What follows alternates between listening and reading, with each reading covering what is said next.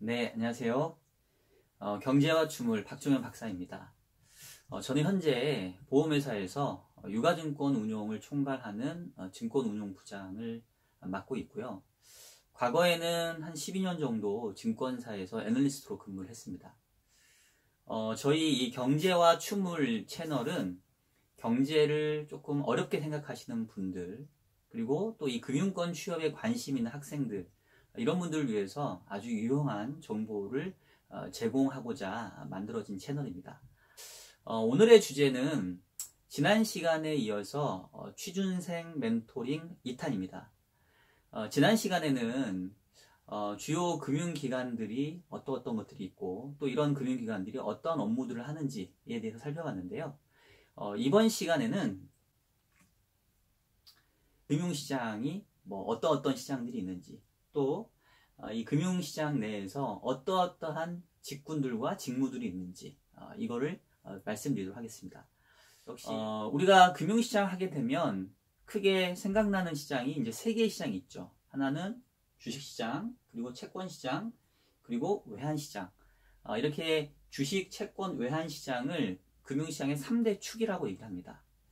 자, 그런데 여러분, 요즘에 이 전통적인 금융시장 말고도 또 새롭게 떠오르는 시장이 있어요. 혹시 여러분, 대체 투자라는 말 들어보신 적 있으신가요? 말 그대로 기존의 전통시장의 투자 외에 이를 대체할 만한 다른 투자처를 얘기하는 시장입니다. 일단 주식시장부터 살펴보면, 전체적인 사이즈를 먼저 여러분들 한번 가늠하시는 게 좋을 텐데, 현재 이 우리나라의 전체 증시의 시가총액은 2018년 10월 말 기준으로 한 1610조 원 정도 됩니다. 우리나라 주식시장은 크게 이 코스피 시장하고 이 코스닥 시장으로 나눠져 있죠. 그래서 코스피의 시가총액이 한 1380조 원 정도 되고요. 코스닥 시장은 한 230조 원 정도 됩니다. 사실 2018년도에는 주식시장이 상당히 좋지 않았어요. 그러면서 전체적으로 이 증시의 시가총액도 한때 2000조 원을 넘어섰다가 2018년도 말에는 1600조 원까지 한 400조 원 정도 낮아진 수준에서 지금 장을 마무리하게 되었습니다. 이번에는 이제 주식시장의 거래 대금을 살펴보면 하루에 거래되는 그런 일평균 거래 금액이 한 10조에서 15조 원 정도 됩니다. 역시 이 거래 대금은 사실 이 시장의 그 흐름과 조금 비례하거든요. 즉 주식시장이 화랑세일 때는 상당 부분 주식시장에 참여하는 참여자들이 늘어날 거고, 그러면서 거래 대금도 좀 늘어나는 경향이 있습니다. 반대로 시장이 안 좋을 때는 이렇게 거래의 유인이 많이 줄어들기 때문에 거래 대금도 줄어드는데요. 2018년의 경우에는 앞서 얘기했던 것처럼 주식시장이 상당히 안 좋았기 때문에 거래 대금도 10조 원을 하회하는 그런 날들도 꽤 많이 있었습니다. 이번에는 이제 채권시장에 대해서 한번 살펴보겠습니다. 주식시장의 전체 규모를 우리가 시가총액으로 알 수 있다면 채권시장의 경우에는 발행 잔액으로 알 수가 있습니다. 즉 2018년도 말 기준으로 채권시장의 전체 발행 잔액은 거의 2000조 원에 육박하는데, 여기에는 ELS라든가 DLS 이런 것들이 좀 섞여 있기 때문에 이 순수한 채권만 발라내게 되면 한 1900조 원이 살짝 못 미칩니다. 아까 여러분 주식시장의 시가총액 얼마였는지 기억나세요? 1610조 원 정도 된다고 말씀드렸죠. 채권의 발행 잔액은 그보다 좀 높습니다. 참고로 이 대한민국의 GDP 총액이 2018년 기준으로 아마 한 1750조 원 정도 될 거예요. 그래서 여러분들 우리나라 이 주식시장하고 채권시장의 규모를 생각하실 때 주식시장은 시가총액이 GDP 총액보다는 살짝 낮고, 채권시장의 발행 잔액은 GDP 총액보다 살짝 높다. 이 정도로 여러분들 기억을 하시면 이 양시장의 규모를 어느 정도는 가늠하실 수 있을 겁니다. 역시 거래 대금을 살펴보면 아까 주식의 거래 대금은 한 10에서 15조 원 정도라고 말씀드렸죠. 채권은 그보다 조금 많습니다. 일평균 거래 대금이 한 20에서 30조 원 정도 되는데요. 기본적으로 이 채권시장은 기관 투자자의 시장이기 때문에 장외 거래로 할 경우에는 기본 거래 대금이 100억이에요, 100억.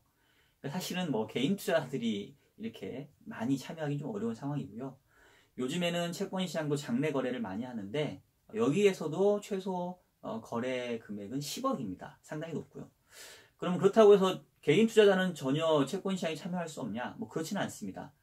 여러분들이 이 소액 채권 시장에 가게 되면 뭐 얼마든지 적은 금액으로 거래를 하실 수가 있고요. 또 증권사 객장에 가면 역시 채권을 필요한 금액으로 사고 팔 수 있습니다. 뭐 개인 투자자에게도 열려있는 이 시장이다. 이렇게 한번 말씀드리고 싶네요. 자, 이번에는 이제 외환시장인데요. 뭐 외환시장에서는 뭐 시가총액, 발행잔액 뭐 이런 그 개념이 없죠. 거래대금 자체만 있을 뿐인데 국내에서 은행 간에 거래되는 일평균 이 외환시장의 거래대금은 약 230억 달러 정도 이렇게 데이터가 나오고 있습니다. 이 중에서 구성을 보면 단순하게 현물환을 거래하는 게 한 100억 달러 정도 되고요. 외환 수합이라고 그래가지고 현물과 선물을 동시에 거래하는 이런 시장을 우리가 외환 수합이라고 얘기를 하는데 이쪽에 또 규모가 한 110억 달러 정도. 그래서 세계로 봤었을 때는 우리나라가 거래대금 기준으로는 뭐 10위권 정도 전후하는 그 정도의 규모를 가진 외환시장 규모라고 얘기를 하실 수가 있을 것 같습니다. 자, 그리고 이번에는 아까 제가 서두에 최근에 대체 투자 시장이 좀 떠오르고 있다라고 말씀드렸는데 일단 정의를 살펴보면 주식, 채권 뭐 이런 것들을 제외한 부동산이라든가 또 인프라, 또 원자재, 항공기, 선박금융 뭐 이런 쪽에 투자하는 시장 우리가 대체 투자 시장이라고 얘기를 하거든요. 그래서 이런 시장들은 사실은 이 공식적으로 데이터가 잘 잡히지가 않습니다. 그래서 지금 현재 대체 투자의 시장 규모가 뭐 얼마다 이렇게 딱 얘기하기는 좀 어려운데요. 간접적으로 이 시장의 규모를 조금 알아볼 수 있을 만한 게 2018년도 초에 이 대체 투자와 관련된 펀드의 순자산 규모를 합산해 보니까 한 120조 원이 조금 넘는 규모였었습니다. 여기에다가 연기금이라든가 보험회사 이런 그 기관 투자자들이 이 대체 투자에 직접적인 투자를 하고 있는데요. 이들의 투자 규모까지 합치면 얼추 300조 원은 넘는 그런 시장이 되는 것 같아요. 사실 시장의 증가세로만 보면은 뭐 매우 가파르게 성장하고 있는 시장입니다. 앞으로 이 대체 투자 시장에서 여러분들이 많은 기회를 얻을 수 있지 않을까 뭐 이런 생각도 좀 해보고 있는 요즘입니다. 자, 이번에는 지금까지 주식시장, 채권시장, 외환시장, 대체 투자 시장에 대해서 좀 설명을 드렸는데 이러한 시장에서 이제 공통적으로 어떤 직군들이 있는지를 한번 말씀을 드리도록 할게요. 크게 뭐 이건 어디에 교과서에 나오는 건 아니고요. 그냥 제가 실무를 경험했었을 때 이러이러한 직군으로 좀 구분해 볼 수 있겠다. 저는 크게 4가지 정도로 구분을 해볼 수 있겠는데요. 일단 첫 번째는 직접적인 투자와 관련된 업무를 하는 직군이 있고요. 두 번째는 내가 직접적인 투자를 하지 않지만 이 투자 업무를 도와주는 이런 분석 업무를 하는 그런 직군이 있고요. 그리고 세 번째는 내가 투자 쪽 사이드가 아니라 오히려 이제 투자를 권유하는 쪽, 즉 뭐 상품이나 투자 대상을 판매하는 그런 세일즈 관련 업무가 있고요. 그리고 마지막으로는 이제 이렇게 투자가 이루어지면 이거에 대한 어떤 결제가 이루어지는 그런 업무가 필요합니다. 그래서 크게 보면 대략 금융권과 관련된 직군은 뭐 이 넷 중에 하나로 우리가 얘기할 수 있지 않을까 싶고요. 조금 더 각 직군별로 살펴보면 일단 투자 업무와 관련된 직종에 그럼 뭐가 있냐라고 생각해 보면 제가 이제 생각하기로는 가장 떠오르는 거는 이제 여러분 펀드 매니저라는 얘기를 많이 들어보실 거예요. 즉 뭐 자산운용사에서 이 고객들이 펀드에 가입하면 이 가입된 모여져 있는 이 펀드 자금을 직접적으로 운용하는 사람들 이제 펀드 매니저라고 얘기하는데 뭐 자산운용사 또 투자자문사에 있는 펀드 매니저들이 뭐 대표적인 투자 관련 직종이라고 할 수 있겠고요. 또 이 자산운용사 말고도 직접적으로 고객 자산을 운영하는 형태가 있습니다. 예를 들면 국민연금, 우리가 국민연금 돈 이렇게 매월 내고 있잖아요. 연금에 가면 기금운용본부라고 해서 이 국민연금으로 모여진 자금들을 전문적으로 운영하는 그런 전문가 집단이 있습니다. 뭐 이들도 우리가 뭐 펀드 매니저라고 부를 수 있겠죠. 또 보험회사도 마찬가지예요. 여러분들이 보험회사에 보험료를 납부를 하면 보험회사는 이 납부된 보험료를 잘 운용을 해서 나중에 더 큰 보험금으로 되돌려지는 형태를 합니다. 제가 하고 있는 일이기도 해요. 제가 또 이렇게 보험회사에서 이런 자산운용을 담당을 하고 있습니다. 그리고 고객 자산이 아니라 고유 자산을 운용하는 경우도 있어요. 예를 들면 증권사의 경우도 이 증권사의 고유 자산을 운용하는 그런 운용 부서가 있습니다. 그리고 또 은행에 가게 되면 뭐 증권운용부 뭐 이런 형태로 역시 은행의 고유 자산을 운용하는 또 매니저들이 있어요. 또 우리가 이런 사람들을 뭐 딜러라고 부르기도 하는데요. 하여튼 이런 정도가 아마도 좀 투자와 관련된 직접적인 직군이 아닌가 싶고요. 두 번째는 이제 분석과 관련된 업무 뭐가 있느냐. 가장 떠오르는 직업군은 우리가 증권사 애널리스트일 거예요. 아마 애널리스트 여러분들 많이 들어보셨을 거고, 저도 한 12년 정도 증권사에서 애널리스트로 근무를 했었는데요. 뭐 한때 이 금융업의 꽃이다 이렇게 불렸던 적도 있었는데, 사실 최근에는 애널리스트가 상당히 좀 많이 이렇게 어려운 그런 직군으로 되고 있습니다. 업무량은 많이 늘어났는데 예전만큼 조금 연봉은 좀 낮아졌어요. 하지만 뭐 그럼에도 불구하고 여전히 이 또 금융권에서는 선망의 직군이고요. 역시 다른 업종 대비로는 또 연봉도 상당히 높습니다. 여전히.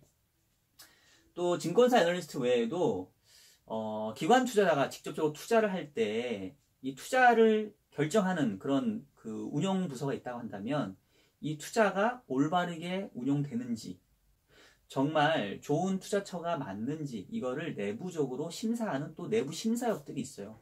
이쪽도 우리가 뭐 분석과 관련된 직종이라 할 수 있겠고요.